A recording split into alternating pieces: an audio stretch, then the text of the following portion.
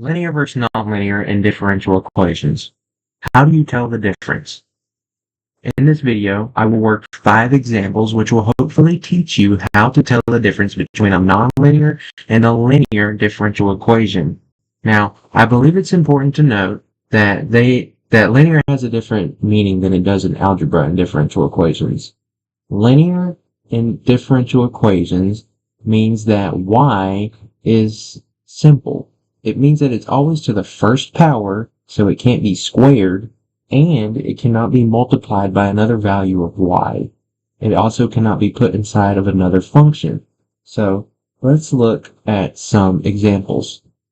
Nonlinear, by the way, just means that it's not linear. For any of the rules of being linear, it is nonlinear.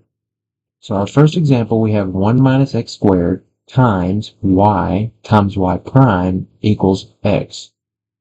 So as you can see, according to our definition, it cannot be multiplied by another y value. So that means that this part right here is what makes this problem non-linear.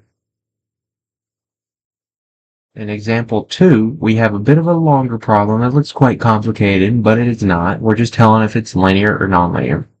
We have y triple prime minus 2y double prime plus 3 times 1 minus y prime equals x squared plus y. And as we can see right here, that all of our y values are to our first power, which means we have this.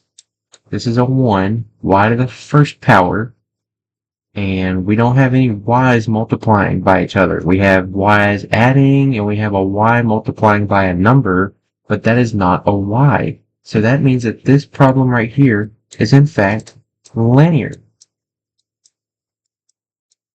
Moving on to example 3, we have y double prime minus e to the x, y prime plus 1 plus x squared times y equals tangent x.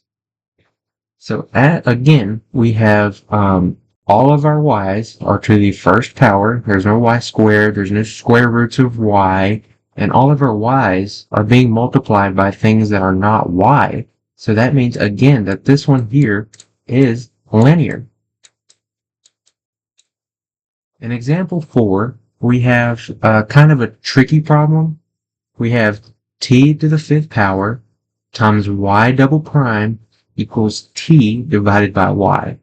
And at first glance, we might think that this one is linear because we don't have any y's multiplying by each other. But we have to reference back to our definition. It says that it is always to the first power.